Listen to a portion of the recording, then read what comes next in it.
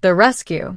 Weeks earlier, Ezra had found her in a drifting escape skimmer, air running thin, systems failing, body curled into a ball of exhaustion and grief. She whispered her name only once before collapsing. Leora. She carried no weapon, no supplies, no beacon. She was running from something or someone, and Ezra didn't ask the reason at first. He simply carried her to the medbay, ensured she was safe, and gave her a room on his ship. She moved through the corridors like a ghost. Silent, graceful, painfully cautious. Alindrans were known for discipline, control, refined emotions. But Leora had cracks in her armor, cracks she tried desperately to hide. Ezra noticed every one of them. The nights she paced the halls. The way she flinched at sudden sounds. How she lingered near the observation deck, as though waiting for someone who would never come. He didn't pry, but he cared. More than he should. Midnight. The ship's chronometer blinked 0:14 when she knocked on his door. Ezra rubbed fatigue from his eyes. Leora, you're shaking. Talk to me. She stepped closer into the warm light of his cabin. I sense something, she whispered. Not outside the ship. Inside me. Ezra frowned. A memory? She nodded faintly. Alindrans do not dream the way humans do. Our minds recall without permission. Images forced into the waking world. Flashbacks, he murmured. I do not know the human word, she said softly. But I know the feeling. A shadow pressing on the heart. Ezra gently took the side of the blanket. Leora, you're safe here. Her eyes flickered upward. I know, she whispered. But my mind is not safe from itself. And being alone makes it worse. Ezra stepped aside, opening the door wider. Come in, he said. She hesitated only a heartbeat. Then she crossed the threshold. Emily inside his cabin. Leora moved carefully, as though the air itself might collapse if she disturbed it. Ezra closed the door behind her. She gazed around the small cabin. Metal shelves filled with spare tech parts, old Earth novels stacked on the table, his worn jacket thrown over a chair.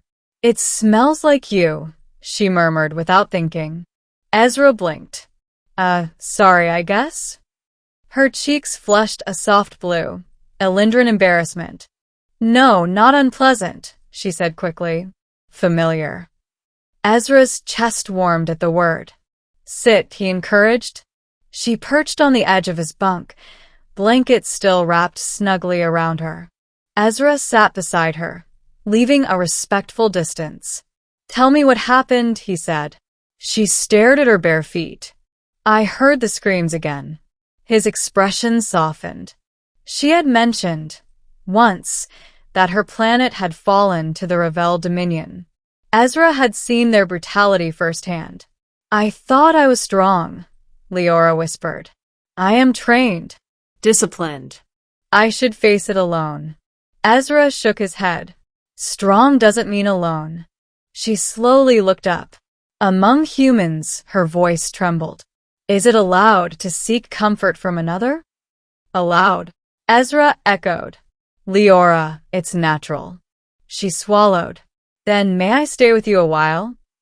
Ezra nodded gently. As long as you need. Soft confessions. A silence settled. Warm, safe, unthreatening.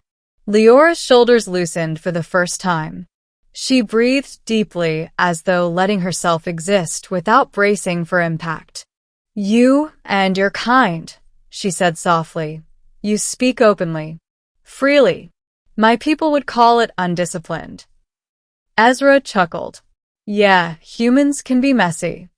But you're honest, she said.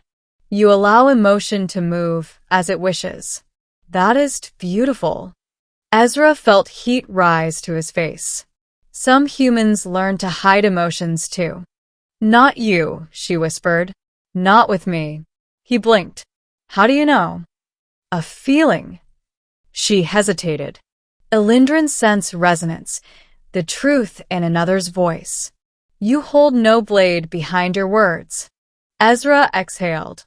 I don't ever want to hurt you. Her eyes widened slightly. You say that as if it is difficult. It's not, he admitted. It's the easiest truth I've ever spoken. Her lips parted. Ezra, she rarely said his name. Hearing it in her soft voice struck something deep inside him. The storm outside, the storm within. Suddenly, the ship jolted, an alarm blaring. Ezra shot to his feet. Micrometeor swarm, he muttered, glancing at the panels. Damn, I should get to the bridge. But Leora grabbed his wrist. Do not leave me alone. Ezra hesitated. The rocks were small. The shields would hold for a few minutes. He knelt in front of her. Leora, I'm here. Her fingers tightened around his wrist, delicate but firm. I do not understand this feeling, she whispered. This need to be near someone. Ezra's voice softened. You're not alone anymore. It's okay to rely on someone. Her eyes shimmered. But why you? Ezra answered honestly. Because you trust me. Leora inhaled sharply, as though she hadn't realized it until he said it. I do, she whispered. I trust you more than I should. Ezra brushed a strand of her silver hair behind her ear. You should trust someone, he said. And I'm honored it's me. Her breath caught. Ezra, she murmured, may I ask something improper? His heart pounded. Anything. She leaned closer, blanket slipping from her shoulder, revealing the faint bioluminescent patterns along her collarbone. Would you sit closer?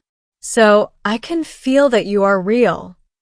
Ezra swallowed, then moved beside her, slowly, respectfully, letting her close the distance. She rested her head on his shoulder with a trembling sigh. Her skin was cool and soft, glowing gently against him. Ezra felt something he hadn't felt in years. Belonging. The truth she could no longer hide. Minutes passed. The meteor threat faded. The ship grew quiet again. But Leora didn't move. Ezra, she whispered suddenly, I must tell you something. He turned his head slightly. Go ahead. She shifted so she could look him in the eyes. My people, do not seek another's presence casually. When we choose someone, it is with purpose, with meaning. Ezra's breath caught. Meaning? Yes, she whispered. Deep meaning. He froze. Leora, are you saying? She nodded softly, looking terrified yet brave. Being near you quiets the memories. Your presence steadies my mind. She swallowed. I came to your door tonight because I realized something undeniable. What? You are becoming important to me. Ezra's throat tightened. And that frightens me, she whispered. Why?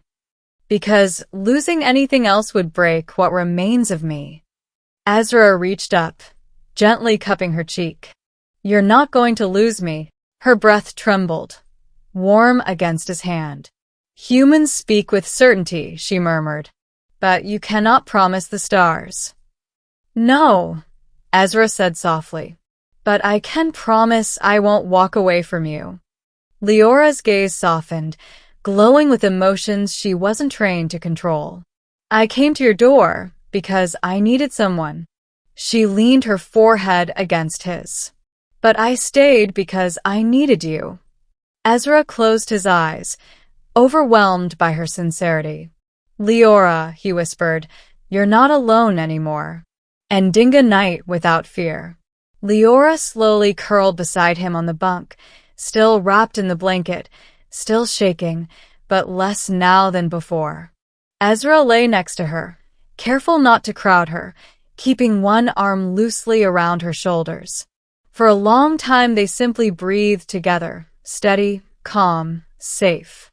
Her voice eventually broke the silence. Ezra, what do humans call this feeling? He brushed his thumb across her hand. Comfort. She closed her eyes. It feels warm. He smiled softly. Good. Minutes later. Ezra, she whispered. Yes. When dawn's cycle comes, will you still be here? He tightened his arm around her. I'm not going anywhere. Her eyes shimmered again, this time with relief. Then, I wish to sleep now, for the first time without fear. Sleep, he murmured. I'll watch over you. She relaxed slowly, finally, nestling into his side. Her breathing developed a peaceful rhythm. Her glowing patterns dimmed gently. Her fingers rested against his chest. Ezra watched her for a long moment, realizing something profound. She had trusted him with her most fragile self, and he would never betray that. Not now.